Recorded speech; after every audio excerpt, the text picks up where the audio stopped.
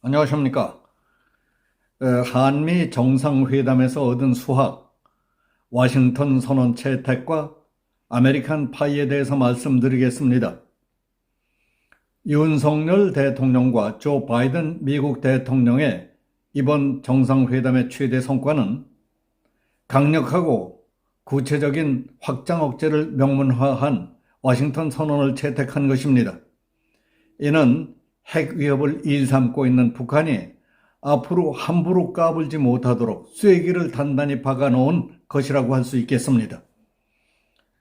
그 다음 성과는 윤 대통령이 아메리칸 파이를 부른 것이 뜻밖의 반향을 일으켜 바이든 대통령을 비롯한 미국의 정치 외교가와 미국 국민들에게 윤 대통령 자신과 대한민국에 대한 호의와 친근감을 갖게 해주었다는 겁니다.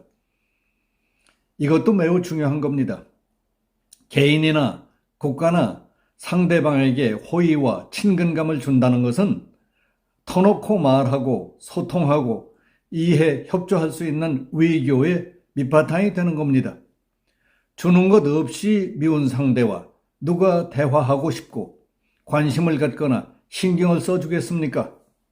많이들 알고 계신 일이지만은 문재인이 대통령이었을 때 미국 트럼프 대통령과 북한 김정은이 문재인을 어떻게 대했습니까?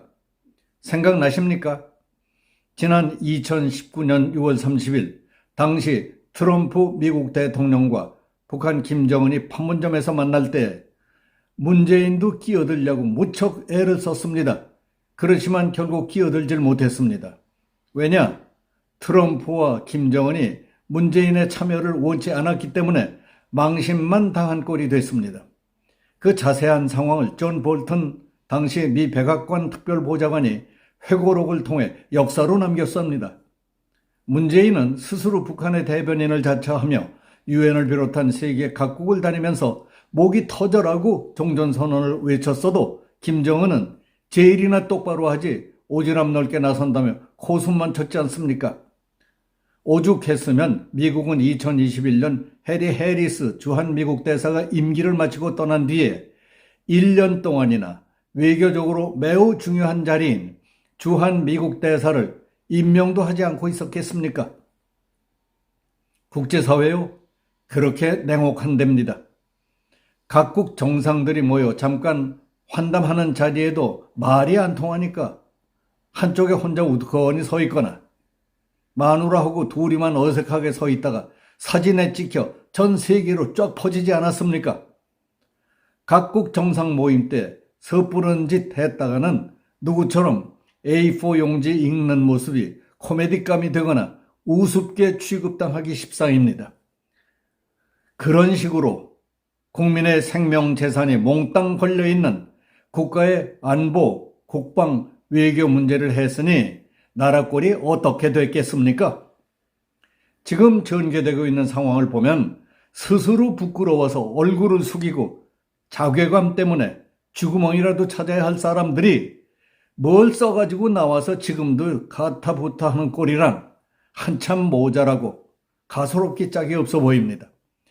저런 수준들이 대통령 주변에 모여서 안보, 외교, 국방, 경제, 사회, 문화, 언론 등 국정 전반을 휘둘렀다니 때늦은 개탄과 한탄만 나올 뿐입니다.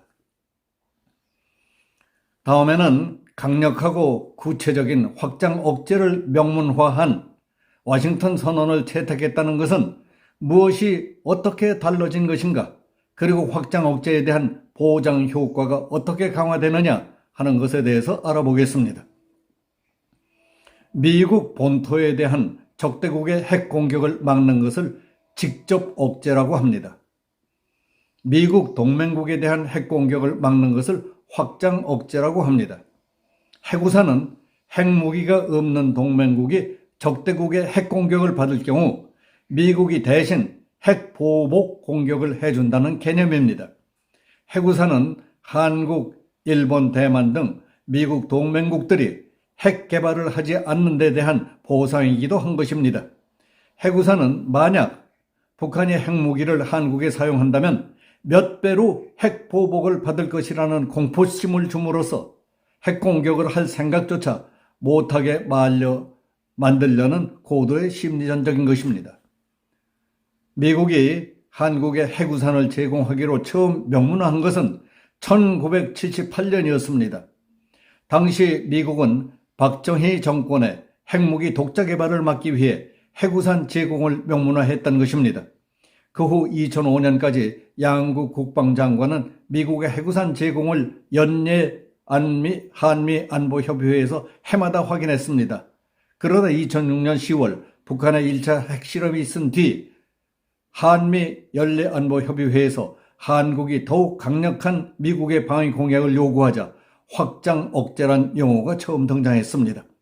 포괄적이고 정치적인 개념인 해구산을 군사 전략적 측면에서 구체화한 개념인 확장 억제라고 명문화한 것은 북한의 핵실험 강행 이후 한국 내에서 부쩍 높아진 독자 핵무장론을 잠재우기 위한 미국의 의도가 작용했기 때문이었습니다.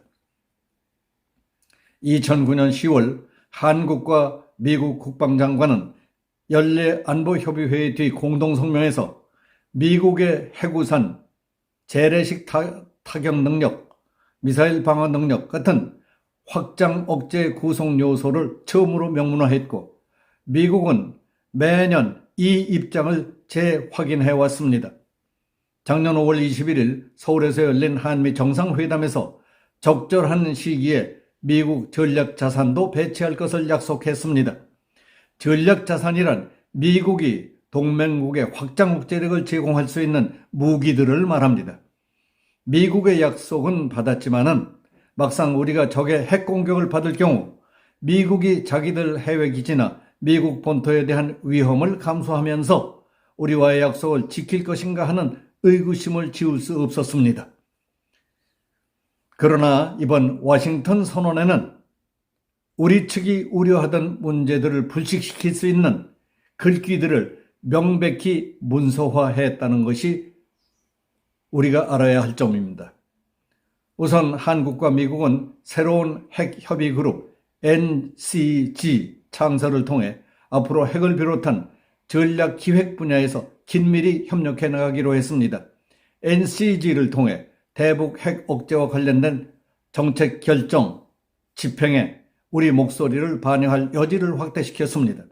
전략 핵 잠수함에 한국 기항을 포함해서 미국 전략 자산이 정례적으로 한반도에 전개되도록 할 것이라는 내용을 담았고 한국에 대한 핵 공격은 즉각적, 압도적, 결정적 대응에 직면하게 될 것이라고 분명히 했습니다.